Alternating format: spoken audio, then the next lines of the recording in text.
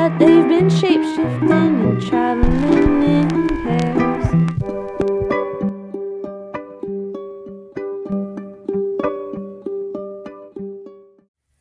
Hello, dear people who have decided to listen to my review of Ray Willis's Unicorn Ranch, otherwise known as UVL. Before I get into my review, I wanted to read off a quote from his website called, I believe the pronunciation is Umbra Viventis Lucis.com. It's a Latin phrase, so I might have just slaughtered that pronunciation, but here's the quote, and I just wanted to go from there. UVL is a project dedicated to exploring the mysteries of the unseen world by utilizing modern consciousness-stimulating technology in conjunction with ancient technologies and methodologies on acreage we, being the UVL organization, steward overlooking Robert Bigelow's former ranch in the Uinta Basin of Utah. End of quote from his website. I found out about UVL through my recent visit to Phenomenon in 2025. And I think within less than a month's time of reaching out to Mr. Willis of UVL, I was invited to visit his, what he called Unicorn Ranch. It's a really fun place. He's, Ray Willis himself is a very high vibe, kind person, very intellectual, and I would say very down to earth. Just the sort of person you would like to lead you through a mysterious topic, mysterious and intellectual and even technological topic. My partner and I went out there just for a night, and unfortunately, it was so windy and stormy. Not all of the people who were gathered there were able to go experience I think what they called the Psionics machine. I forget what Ray called it, but I was one that got to experience it that night. And I'll just, I guess, go right into that and then give you some bits on my perceptions of it. So I think I was under the light projection for 15 minutes, maybe 20, somewhere in there. And, you know, the whole experience is a closed eye experience. So you make yourself comfortable and close your eyes, the lights go on, and weird things start to happen. So initially it was a little painful because the light is so bright and, you know, my eyes were accustomed to nighttime.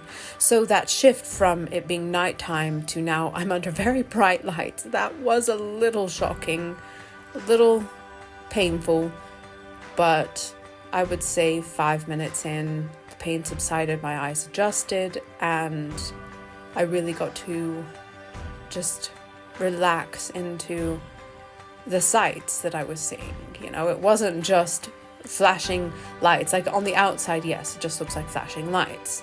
But when your eyes are closed, what this machine is doing is stimulating a part of the brain that I don't believe really gets stimulated without outside help. I'm sure there are some spiritual practices that can really solidify, or not solidify, but aid you in experiencing a very similar thing. Kind of like a psychedelic experience in a controlled setting. You don't have to wait for the effects to wear off. The lights go off of the machine and then everything's back to normal. There were no side effects that I can recall.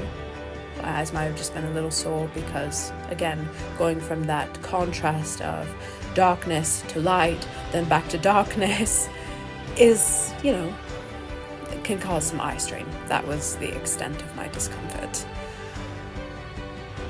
But the lights and the patterns that I saw once I closed my eyes it was almost like when you go to like haunted house rooms or other event centers that have optical illusions, and they're all very they're patterns that trick our eyes into seeing movement even when there is no movement. Like it was very, square patterns, triangular patterns, just stacked on top of each other. There was a lot of white for me. There wasn't a ton of color. There was a lot of white and black in my vision, with specks of color as the experience went on. And it seemed very chaotic at first, no real pattern, but our mind is trained to search for patterns, so, that's kind of what happens. So I start to see a spiraling pattern of these, the squares, the triangles, and these optical illusion type patterns start to spin in one direction, and then it starts to create what looks like a vortex off in the distance, and then sometimes that vortex looks like it's right in front of my face, and it's this very the scenes from Interstellar come to mind when he's in, I think, what's called a wormhole, and he's traveling through time. And it started to mimic that. It started to mimic very science fiction type things that we see in movies. It started to mimic that, but a lot of white. So bright. But halfway through the experience is where it got really strange. As I relaxed my mind and stopped trying to put, what am I seeing? Or I just asked the question, what am I seeing? And I'm not trying to make it anything. I'm trying to let go of the pattern recognition. I start to see flashes of imagery of dirt roads, tree-lined dirt roads, fields, grassy fields that they haven't gone to hay, they don't need to be hayed yet. It's like in the middle of summer, so long green grasses and fields of them, and barbed wire fences and things, and I'm just like, what? And it would just happen for a split second, and then bam, it's back to the very bright patterns. And then I'd relax my mind again, getting rid of that startled response, and I'd see another flash. I think I saw 4 or 5. And then I started to recognize it was actually flashes of where I grew up as a child. As I'm going through this, I was like, okay, why does my mind want to show me this? Why am I seeing these flashes of imagery from where I grew up? And then instantly I start remembering these pet ducks I had. I didn't see any imagery of the pet ducks, but that's when I was like, why is my mind showing me this? I instantly thought of my pet ducks and how happy they made me, and then also the tragedy of what happened to them afterward. How that whole positive experience, having pet ducks, ended in a very tragic way. I don't really want to go into more detail than that, but I've been thinking about it, and I was like, that was a very traumatic thing that happened to me. And maybe my mind is still trying to grapple with the domino effect that had on my life and my perception of the world. Everything following that experience led me to the person I am today and the things I've had to do. It has, I think, overshadowed all of my decision making. Something that happened when I was 11 or 12 years old. So that was all very interesting. Something else I put on the imagery that I was seeing, take it or leave it, but it really was like traveling back in time to retrieve these memories. And it would have been so interesting to see what might have happened if I could have been under the light machine for longer. So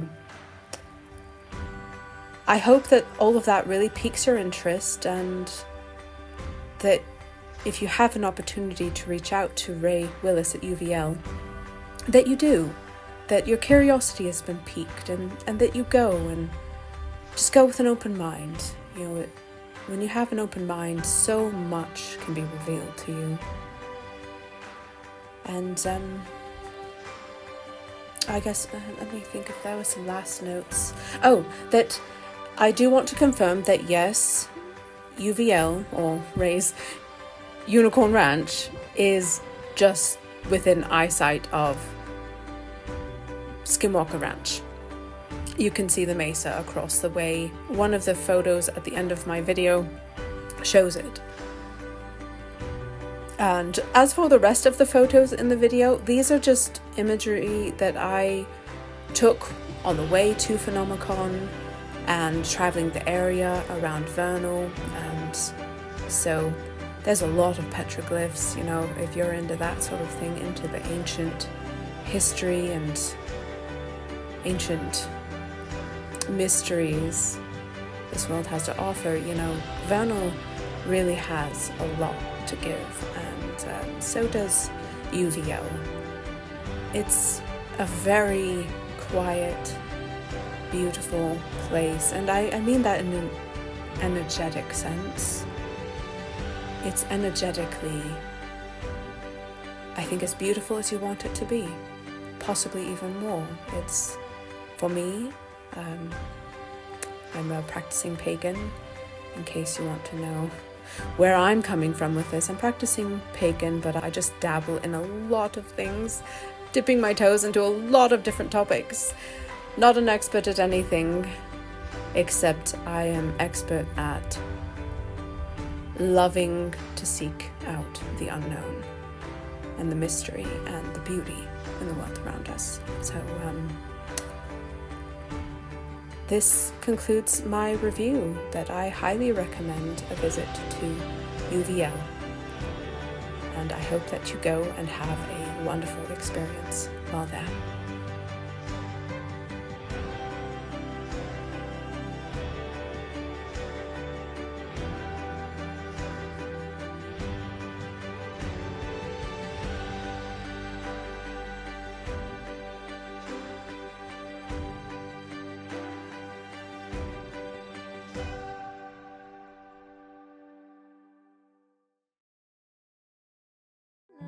Da, da, da.